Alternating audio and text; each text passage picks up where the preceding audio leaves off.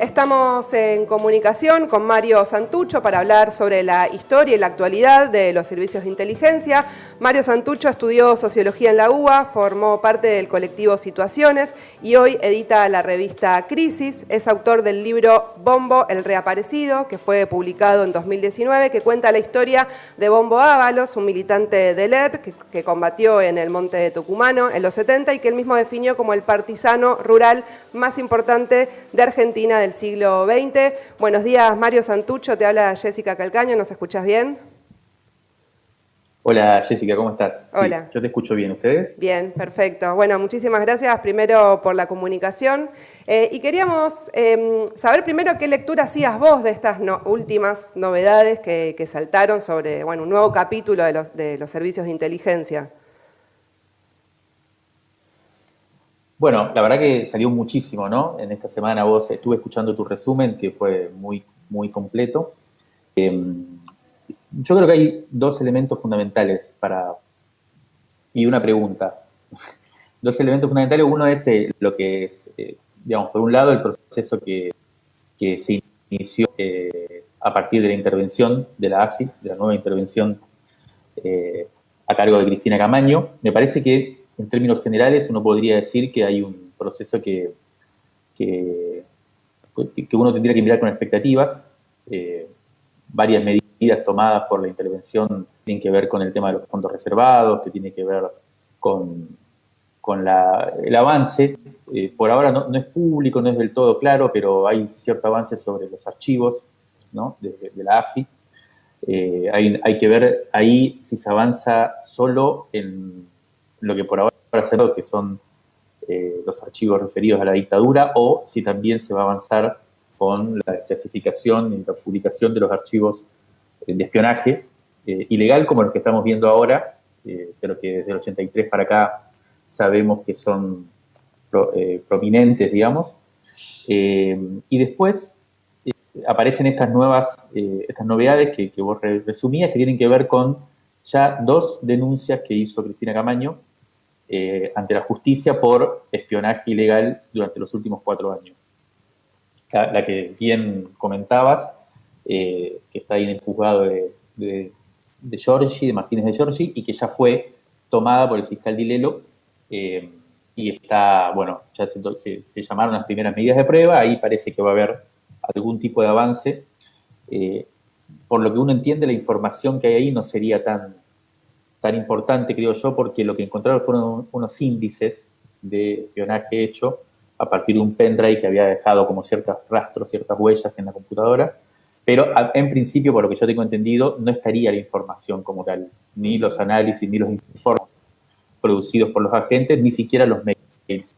Así que no sé si, me parece que estuvo Majul por ahí pidiendo que no publique, y me parece que no van a estar, así que no debería preocuparse demasiado. Pero sí es interesante que hay algunos agenciados en esa presentación de Cristina Camaño que van a ser citados a la justicia y van a hablar y no sé, habrá que ver ahí qué se puede avanzar. Y la otra causa que presentó Camaño fue en Lomas de Zamora, en otro juzgado federal, pero no de Comodoro Pi, por el espionaje al Instituto Patria de Cristina Fernández de Kirchner hace un par de años, lo que se hizo público. Eso tiene que ver con el tema de la AFI. Es una gran pregunta.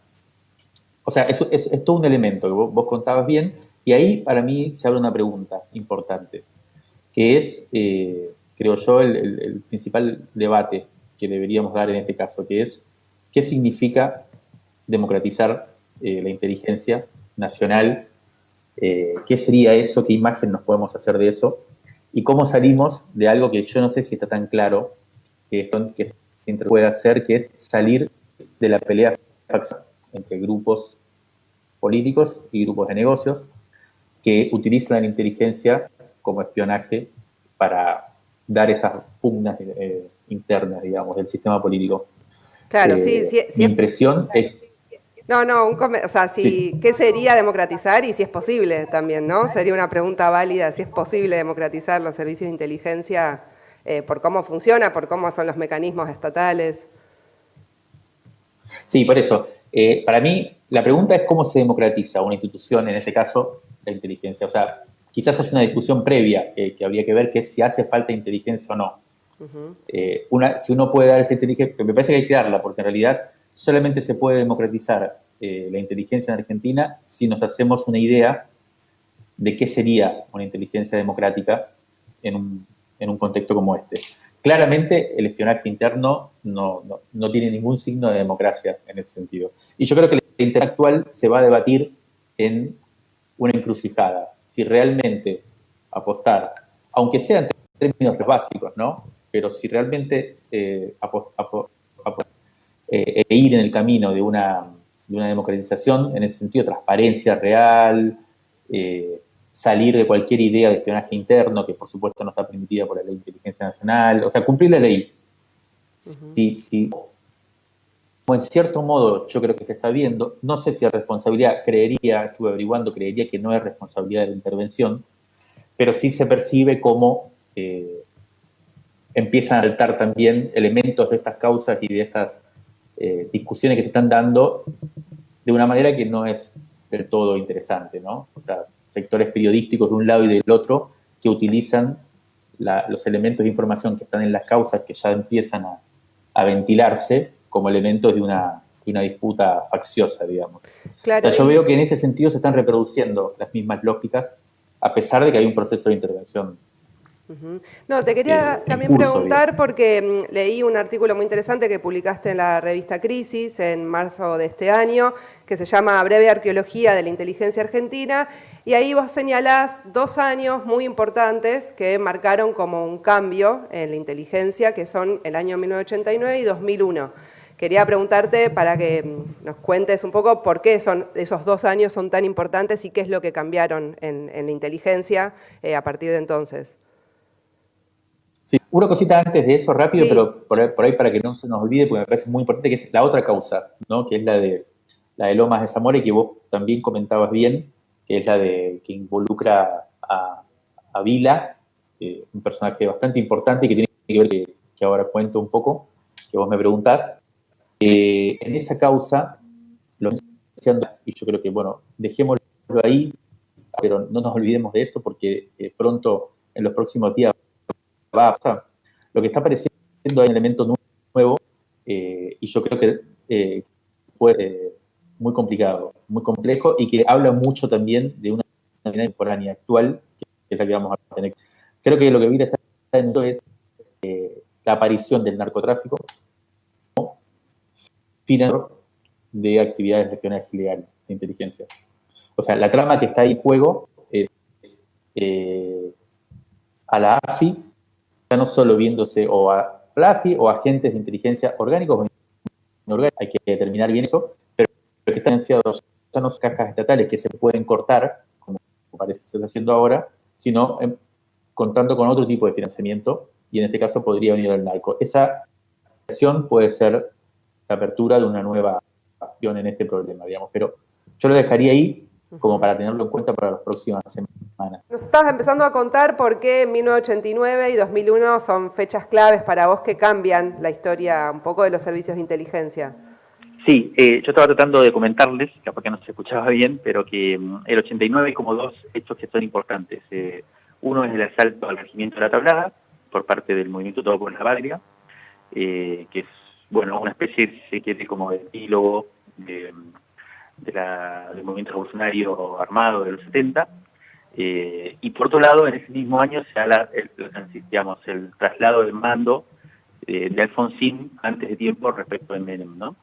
Esos 2 hechos, de alguna manera, lo que para mí se juega ahí es lo que uno podría llamar la transición de unos servicios de inteligencia, en ese momento sí, de Secretaría de Inteligencia del Estado, de la órbita de los militares, del ejército, de las Fuerzas Armadas, que durante toda la dictadura tuvieron intervenido a la CIDE, bajo comando militar, digamos, a unos servicios de inteligencia que iban a estar manejados, en cierto modo, por el sistema político civil, digamos, ¿no? Esa transición, durante todo el gobierno de Alfonsín, fue muy tortuosa.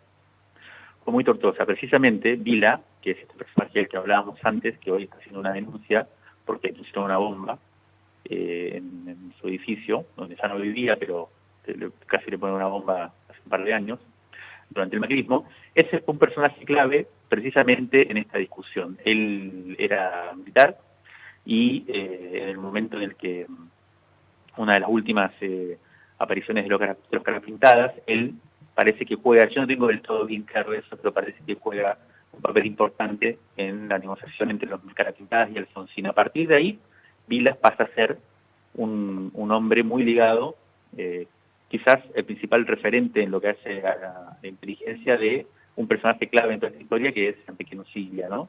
El Coti, un funcionario importante del radicalismo, ministro del Interior en ese momento en el gobierno de Alfonsín, y que tuvo y tiene, digamos, según muchas fuentes, siempre tuvo una influencia grande en la inteligencia argentina.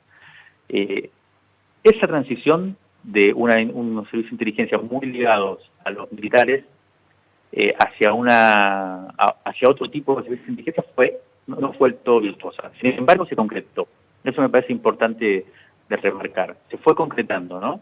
Y ahí fue muy importante lo que yo llamaría un pacto bastante clave, que creo que todavía es el que rige de alguna forma el sistema político argentino, que es un pacto entre el PJ y la UCR, entre el peronismo y la UCR, entre sectores del peronismo y la UCR, que yo a ese pacto, que no es un pacto, bueno, en esa época, unos años después se materializó en un pacto concreto, ¿no? El pacto de Olivos entre Alfonsín y Menem.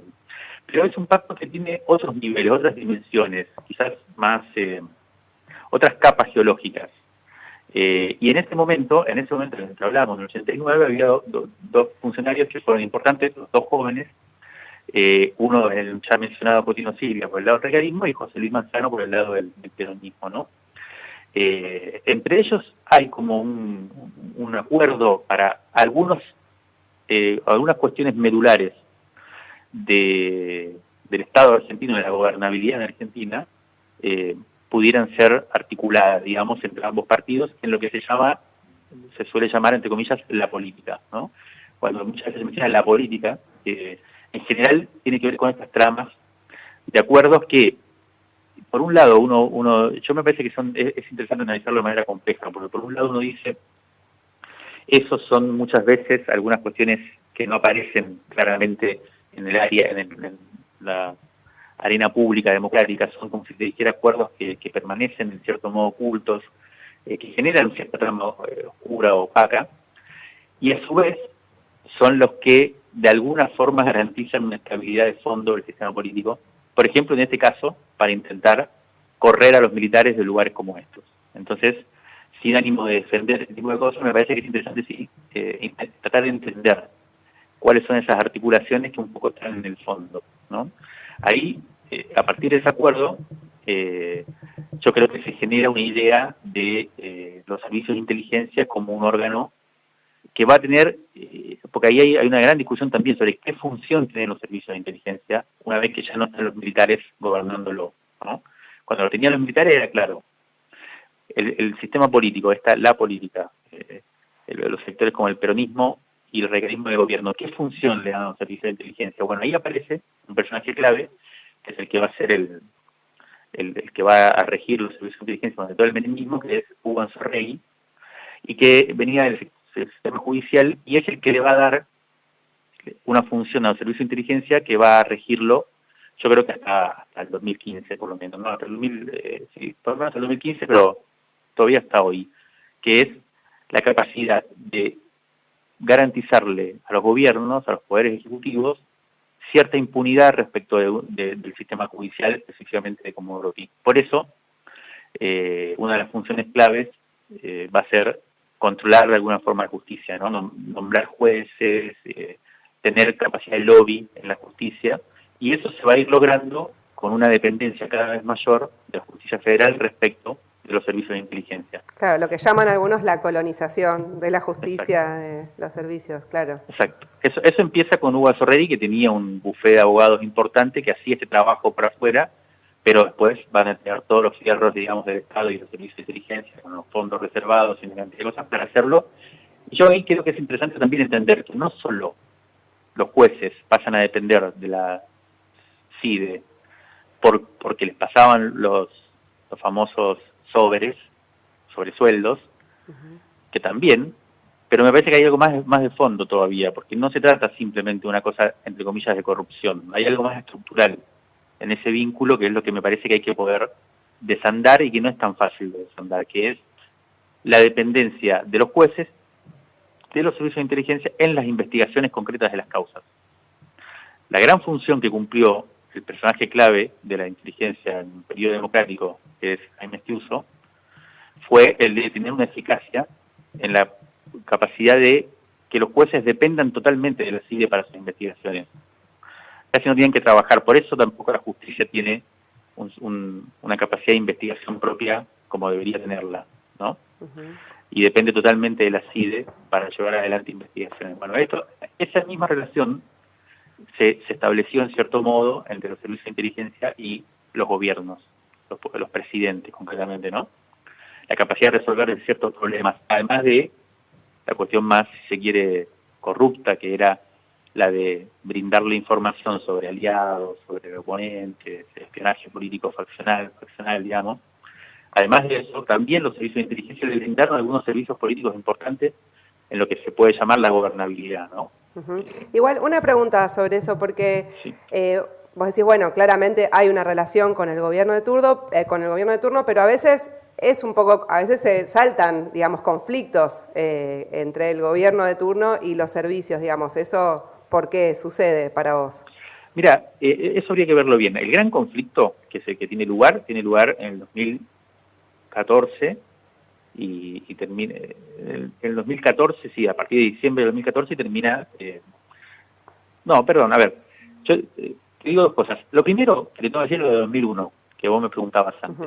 En 2001 hay un hecho importantísimo, que tiene que ver después con lo que vamos a ver, que es, en el medio de la crisis del sistema político y de la economía, la CIDE logra, que lo hace Estiuso, una cosa fundamental, que es el autogobierno.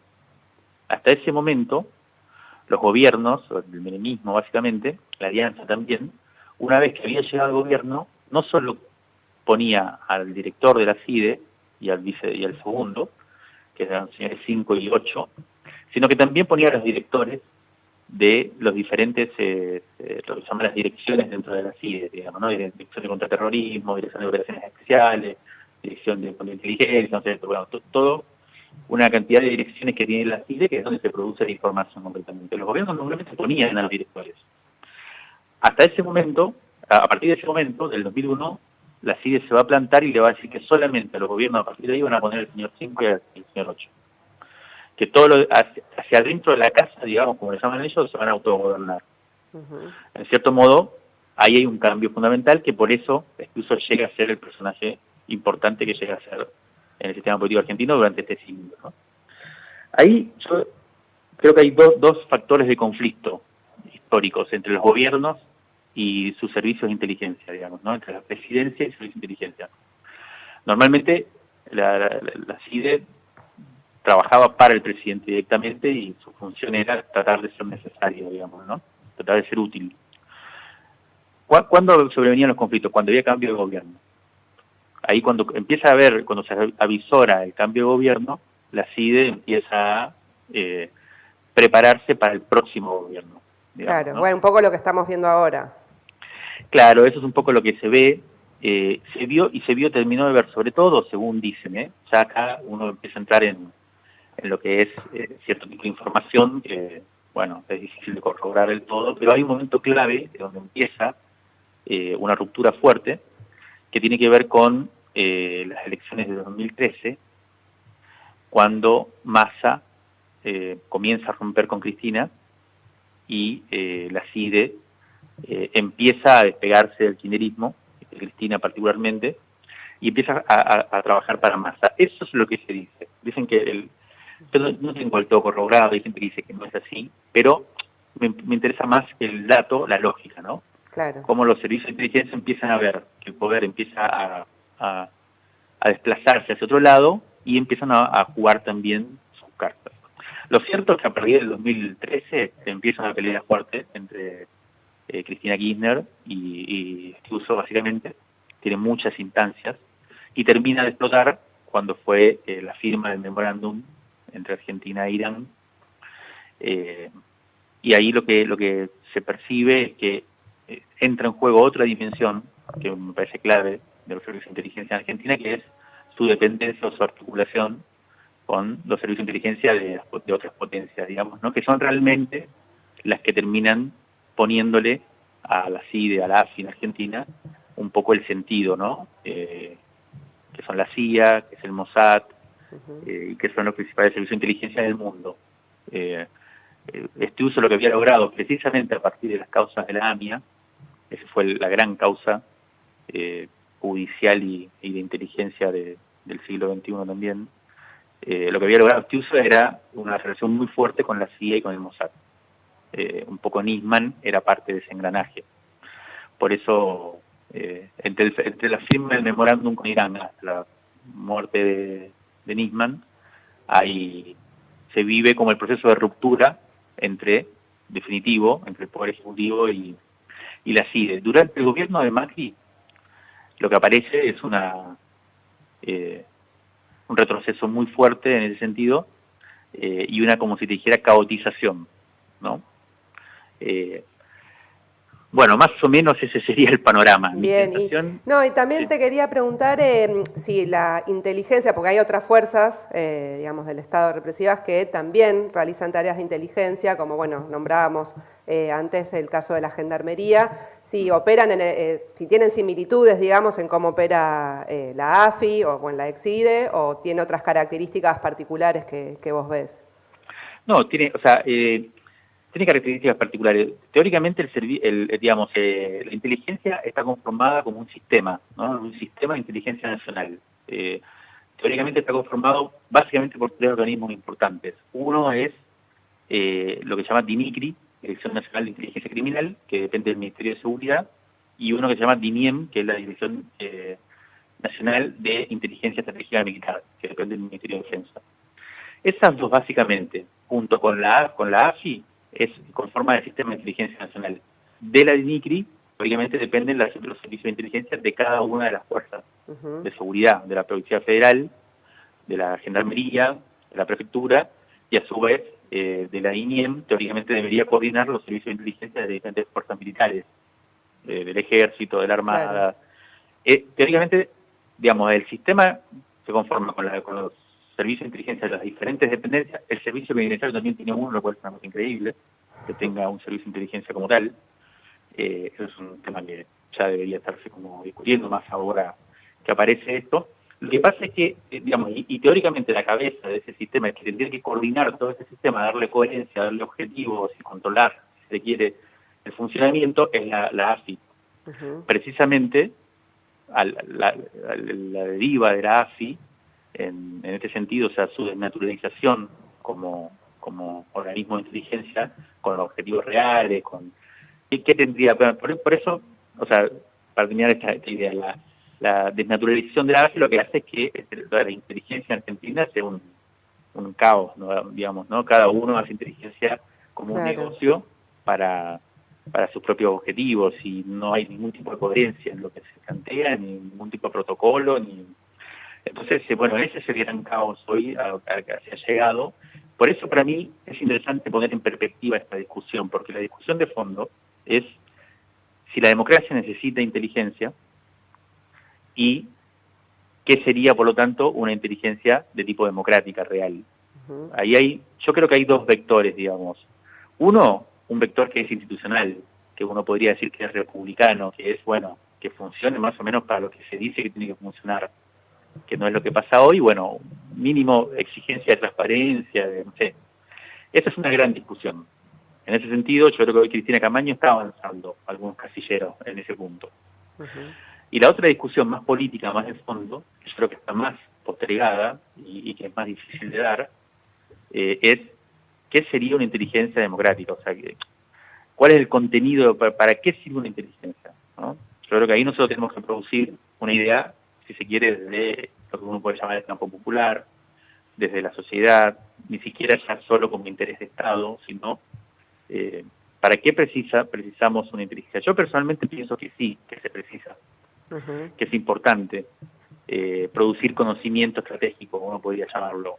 En primer lugar, saber qué están haciendo los servicios de inteligencia y las fuerzas armadas y de seguridad de otros estados, específicamente de Estados Unidos, por ejemplo, que seguramente operan en Argentina, y sería interesante saber qué es lo que hacen. Pero también hay otra cantidad de problemas que tienen que ver con Argentina y con su inserción hoy en el mundo y con el cuidado de un montón de cuestiones que tienen que ver con nuestro futuro, con nuestro horizonte, con nuestra sociedad, que sería importante producir conocimiento. Lo que pasa es que tiene que ser un organismo totalmente civil y tiene que ser un organismo que produzca además información pública, no solo para el Estado, no solo para...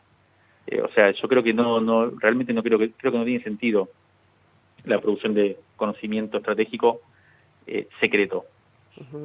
Es una discusión, hay gente que dice que sí, gente muy progresista y muy de izquierda y inteligente. En todo caso, la discusión de fondo es cuánto se reduce ese secreto y cuánto no. Pero sí me parece que tiene que haber una discusión sobre construcción o producción de información relevante para el pueblo argentino sobre cuestiones estratégicas.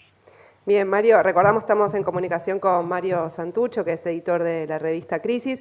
Para finalizar la entrevista, quería preguntarte, sabemos que, bueno, como parte de familiares de hijos de desaparecidos y asesinados en la dictadura y la AAA, en abril del año pasado presentaron un pedido para la apertura integral de los archivos de la dictadura y de los años previos. Quería preguntarte qué evaluación haces de que aún el Estado conserve de manera secreta muchos de estos archivos. Bueno, esa es una gran discusión que ahora estamos dando. Ahí con Miriam Bregman me propuso hace un año presentar esto que comentabas vos, que es un pedido de información a través del Servicio de Acceso a la Información Pública. Le pedimos a muchos organismos y llamativamente la AFI contestó el año pasado. La AFI en ese momento todavía dirigida por arriba, digamos, por el macrismo, y nos contestó con información bastante relevante. Nosotros pedimos datos sobre mi papá, mi mamá, los dos desaparecidos, Roberto Santucho y Diana Delfino, desaparecidos en el 76, en condiciones, bueno, en un enfrentamiento con el ejército, a pesar de que fue público ese enfrentamiento, nunca entregaron los cuerpos, y pedimos información. Y también Miriam propuso, por algo que había tenido lugar con una causa que ella seguía de Alejandrina Barri, en su momento, que le habían dado medio por error información sobre Alejandrina misma. También pedimos entonces en este caso información sobre mí, no solo sobre mis papás. Y efectivamente, la AFI el año pasado nos dio información donde constaba seguimientos, no sé si seguimientos a mí, pero sí información en ese momento sobre agrupaciones universitarias de las cuales ya participaba, sobre iniciativas políticas que en los años 90 yo participaba, como el alcalde de Che Guevara y demás, y nos dieron información que producía la CIDE en ese momento sobre este tipo de eventos. Lo cual es nada más que la confirmación de algo que sabemos, pero en tan total es fundamental, ¿no? Porque claro, concretamente son documentos que tenemos donde los servicios de inteligencia producían informes sobre lo que hacíamos, cosa que debe estar pasando aún hoy, o por lo menos hasta hace poco debe haber pasado, y en ese sentido para nosotros es muy importante solicitar que no solo se tenga la posibilidad de acceder a lo hecho por la inteligencia de manera ilegal durante la dictadura, sino también durante los últimos años. Y garantizar de que eso no siga sucediendo, ¿no? Es un problema fundamental, muy actual. Bien, bueno, muchísimas gracias, Mario, por esta comunicación.